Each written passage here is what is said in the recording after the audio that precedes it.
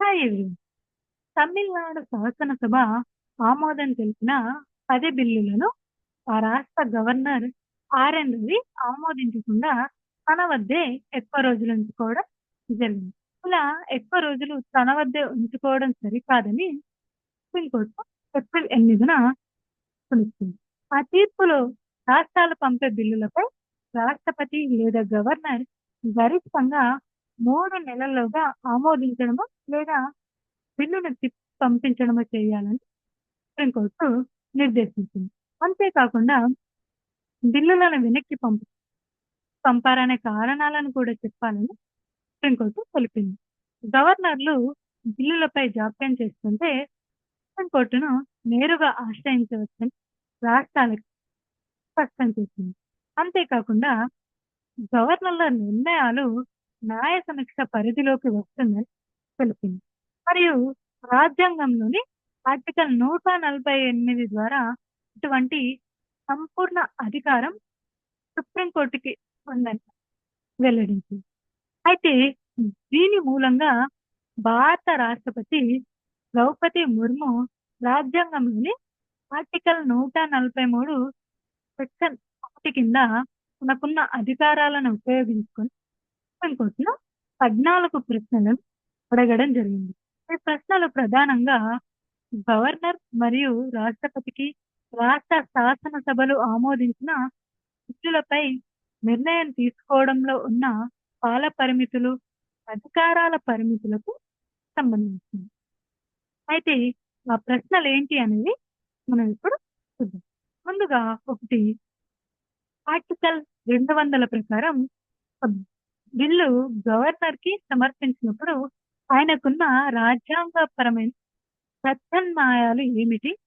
Next, article 200 ప్రకారం బిల్లును పరిశీలించేటప్పుడు governor తనకున్న అన్ని ప్రత్యామ్నాయాలను వినియోగించుకుంటూ మంత్రి మండలి సలహాలకు కట్టుబడి ఉండాలా? అండ్ 3, ఆర్టికల్ 200 కింద గవర్నర్ తన రాజ్యాంగపరమైన విచక్షణాధికారాన్ని ఉపయోగించుకోవడం న్యాయ సంస్థ పరిధిలోకి వస్తుందా? 4, ఆర్టికల్ 200 కింద గవర్నర్ చర్చలకు సంబంధించి న్యాయ సమీక్షకు ఆర్టికల్ 321 సంపూర్ణ అడ్డంకి అవుతుందా? 5, రాజ్యాంగ పరంగా కాల పరిమితి, అధికారాల వినియోగ విధానం లేనప్పుడు ఆర్టికల్ 200 కింద గవర్నర్ తన అధికారాలను వినియోగించుకునే విషయంలో న్యాయపరమైన ఆదేశాల ద్వారా కాల పరిమితులు విధించవచ్చా మరియు ప్రక్రియను నిర్దేశించవచ్చా? 6, ఆర్టికల్ 201 కింద రాష్ట్రపతి రాజ్యాంగపరమైన విచక్షణ అధికారాన్ని ఉపయోగించడం న్యాయ సమస్య పరిధిలోకి వస్తుందా?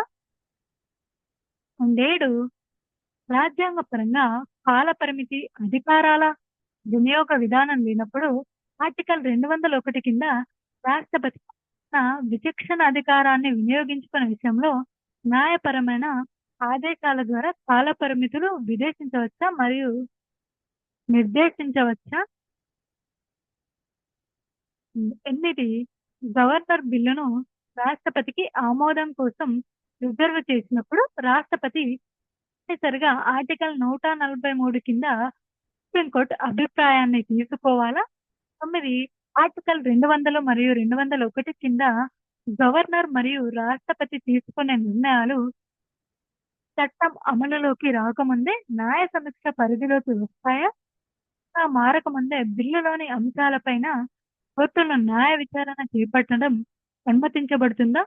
అది ఆర్టికల్ 142 ద్వారా రాష్ట్రపతి లేదా గవర్నర్కు సంక్రమించిన రాజ్యాంగపరమైన అధికారాలు లేదా ఆదేశాలను న్యాయ వ్యవస్థ ఏ విధంగానైనా భర్తీ చేయగలదా లేదా వాటిని నిరాకరించగలదా?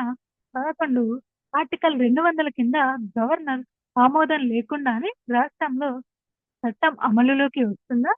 12, ఆర్టికల్ 145 సెక్షన్ 3 ప్రకారం ఏదైనా కేసులో గణనీయమైన రాజ్యాంగ వివరణ అవసరమైతే దానిని 5 లేదా అంతకంటే ఎక్కువ మంది న్యాయమూర్తులు బెంచ్కు సిఫారసు చేయడం తప్పనిసరి కాదా?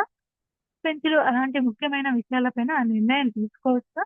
13, ఆర్టికల్ 42 కింద సుప్రీంకోర్టు రాజ్యాంగం లేదా చట్టబద్ధమైన నిబంధనలకు విరుద్ధంగా ఆదేశాలు జారీ చేయవచ్చా? అండ్ నెక్స్ట్ ఫైనల్ 14వ ప్రశ్న ఆర్టికల్ 131 కింద దాఖలైన పిటిషన్లు కాకుండా కేంద్ర, రాష్ట్ర ప్రభుత్వాల మధ్య వివాదాలపైన సుప్రీంకోర్టుకు విచారణ పరిధి ఉంటుందా? అని ఈ విధంగా 14 ప్రశ్నలు భారత రాష్ట్రపతి ఆర్టికల్ 143 సెక్షన్ 1 కింద తనకున్న అధికారాలను ఉపయోగించి ఈ ప్రశ్నలను అడగడం జరిగింది. అయితే ఈ ప్రక్రియలో వచ్చిన మనం ఆ ఆర్టికల్స్ ని గురించి ఇప్పుడు మనం చూద్దాం. ముందుగా ఆర్టికల్ 143 అందులో ఏదైనా చట్టపరమైన లేదా వాస్తవిక ప్రశ్న వచ్చినప్పుడు ఇది ప్రజా ప్రాముఖ్యత కలిగినదిగా రాష్ట్రపతి భావించినప్పుడు ఆ విషయంలో సుప్రీంకోర్టు అభిప్రాయాన్ని కోరవచ్చు. సుప్రీంకోర్టు ఆ అంశం పైన విచారణ జరిపి రాష్ట్రపతికి తన అభిప్రాయాన్ని నివేదించవచ్చు. సుప్రీంకోర్టు ఇచ్చిన ఈ సలహా రాష్ట్రపతికి కట్టుబడి ఉన్నది. అలాగే సుప్రీంకోర్టు బలమైన కారణాలను సలహా ఇవ్వడానికి నిరాకరించే అధికారం కూడా ఉంటుంది. ఇది ఆర్టికల్ 143 గురించి.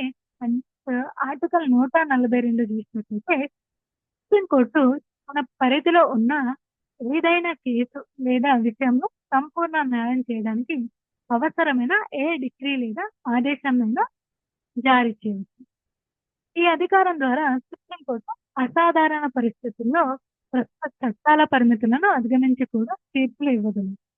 ఈ అధికారాన్ని దుర్వినియోగం చేయకూడదని రాజ్యాంగ సూత్రాలను గౌరవిస్తూ అధికారాల విభజన పరిగణలోకి తీసుకోవాలని సుప్రీంకోర్టు స్వయంగా అనేక తీర్పులలో పెడుతుంది. అండ్ నెక్స్ట్ ఆర్టికల్ 316 రాష్ట్రపతి లేదా గవర్నర్ వారి పదవి కాలంలో వారి పదవి అధికారాలు మరియు విధులను నిర్వర్తించే విషయంలో ఏ కోర్టుకు బాధ్యత వహించరు. వారి పదవి కాలంలో వారిపై ఎటువంటి క్రిమినల్ కేసు నమోదు చేయబడు లేదా కొనసాగించబడు. వారిని అరెస్టు చేయడానికి లేదా జైలులో పెట్టడానికి ఎటువంటి కోర్టు ఆదేశాలు జారీ చేయబడు. వారి వ్యక్తిగత హోదాలో చేసిన పనులకు సంబంధించి సివిల్ కేసులు 2 నెలల ముందు నోటీస్ ఇవ్వకుండా వారి పదవి కాలంలో నమోదు చేయబడు. అండ్ నెక్స్ట్ ఆర్టికల్ 200 ఇందులో రాష్ట్ర శాసనసభ ఒక బిల్లును ఆమోదించినప్పుడు అది గవర్నర్ కు ఆమోదం కోసం పంపబడుతుంది. గవర్నర్ ఆ బిల్లును తమ ఆమోదం తెలపవచ్చు లేదా ఆమోదాన్ని నిలిపివేయవచ్చు. మనీ బిల్లు కానట్లయితే గవర్నర్ బిల్లును సభకు తిరిగి పంపించి పునఃపరిశీలన చేయమని అడగవచ్చు. సో ఆ బిల్లును మార్పులతో లేదా మార్పులు లేకుండా తిరిగి పంపినట్లయితే గవర్నర్ తప్పనిసరిగా దానిని ఆమోదం తెలపవలసి ఉంటుంది. ఈ ప్రత్యేక సందర్భాలలో ముఖ్యంగా హైకోర్టు అధికారాలకు భంగం కలిగించే బిల్లుల విషయంలో గవర్నర్ ఆ బిల్లులను రాష్ట్రపతి పరిశీలనకు రిజర్వ్ చేయవచ్చు. And next article 201 governor reserve చేసిన బిల్లును రాష్ట్రపతి ఆమోదించవచ్చు లేదా ఆమోదాన్ని నిలిపివేయవచ్చు. మనీ బిల్లు కానట్లయితే రాష్ట్రపతి గవర్నర్ కు బిల్లును తిరిగి సభకు పంపమని ఆదేశించవచ్చు. సభ పరిశీలన చేసి తిరిగి పంపినప్పుడు రాష్ట్రపతి తప్పనిసరిగా ఆమోదం తెలపవలసిన అవసరం లేదు. సేమ్ మనకి ఆర్టికల్ 200లో గవర్నర్ ఏ విధంగా చేస్తాడో అదే విధంగా ఇక్కడ మనకి ఆర్టికల్ 201లో ఉంటుంది. అండ్ నెక్స్ట్ ఆర్టికల్ 142 ఇక్కడ మనకి భారత రాజ్యాంగంలోని ఆర్టికల్ 145 సుప్రీంకోర్టు తన సొంత అభ్యాసం మరియు విధానాన్ని నియంత్రించడానికి నియమాలను రూపొందించే అధికారం ఇస్తుంది. రాష్ట్రపతి ఆమోదించిన మరియు పార్లమెంటు చేసిన చట్టాలకు లోబడి ఉన్న ఈ నియమాలు కోర్టు కార్యకలాపాలకు సంబంధించిన వివిధ అంశాలను కవర్ చేస్తుంది. And next article 131.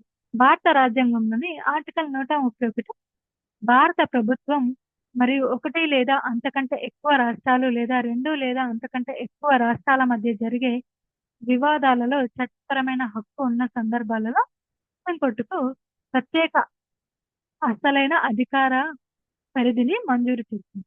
దీని అర్థం అటువంటి వివాదాలలో సుప్రీంకోర్టు మొదటి మరియు చివరి మాట చెబుతుంది. మరే ఇతర కోర్టుకి ఈ అధికార పరిధి అనేది ఉండదు. ఇది ఇంకా ఆర్టికల్స్ గురించి. ఈ వీడియో గనుక మీకు నచ్చినట్లయితే లైక్ చేయండి, షేర్ చేయండి, సబ్స్క్రైబ్ చేయండి. Thank you.